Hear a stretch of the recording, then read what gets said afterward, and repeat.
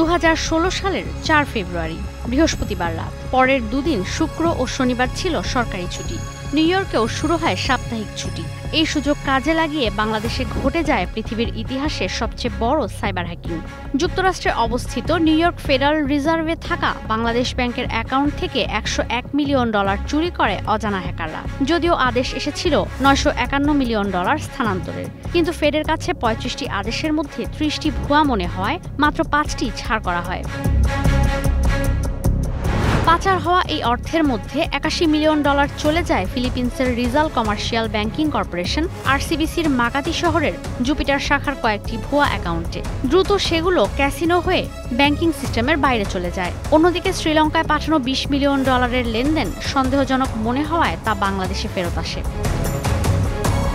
এই ঘটনায় অভিযোগ প্রমাণিত হওয়ায় আরসিবিসি ব্যাংকের শাখা ব্যবস্থাপক মায়া সান্তোস দেগুইতোকে 7 বছরের কারাদণ্ড দেওয়া হয়। অন্যদিকে ফিলিপিন্সের ক্যাসিনো ব্যবসায়ী কিম ওংয়ের কাছ থেকে জব্দ করা $15 মিলিয়ন বাংলাদেশকে ফেরত দেওয়া হয়েছে বলে জানায় দেশটির anti money laundering council AMLC। সেই হিসেবে $66 মিলিয়ন এখনও উদ্ধারের বাকি।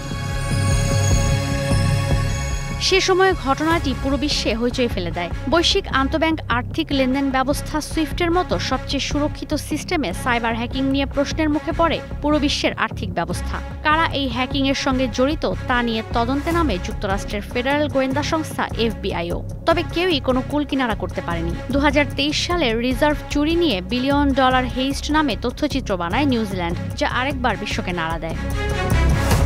রিজার্ভ চুরির ঘটনা গোপন রাখা ও এর দায় নিয়ে 2016 সালেই পদত্যাগ করেন বাংলাদেশ ব্যাংকের সাবেক গভর্নর ডক্টর আতিউর রহমান। চুরির রহস্য খুঁজতে সাবেক গভর্নর ডক্টর ফরাসুদ্দিনের নেতৃত্বে তদন্ত কমিটি গঠন হলেও এখনও সেই কমিটির রিপোর্ট প্রকাশ হয়নি, যে কারণে রিজার্ভ চুরির নেপথ্যের কাহিনী রহস্যই থেকে গেছে। চুরির টাকা উদ্ধারে 2019 সালে নিউ ইয়র্কের একটি আদালতে আরসিবিসির বিরুদ্ধে মামলা করে বাংলাদেশ, তবে সেটি এখনও নিষ্পত্তি হয়নি। এদিকে রিজার্ভ চুরির ঘটনায় 2016 সালের 15 মার্চ বাংলাদেশ ব্যাংক মতিঝিল থানায় একটি মামলা করেছিল। সেই মামলার তদন্ত করছে পুলিশের অপরাধ তদন্ত বিভাগ CID। সংস্থাটি বারবার তদন্ত প্রতিবেদন জমা দেওয়ার জন্য আদালতের কাছে সময় চেয়ে আসছে। সবশেষ চলতি বছরের জুলাই মাসে আদালত 26 আগস্ট তদন্ত প্রতিবেদন জমা দেওয়ার নির্দেশ দেয়, তবে এখনও তা দিতে ব্যর্থ হয়েছে CID। ঈশিতা ব্রহ্ম, স্টার নিউজ।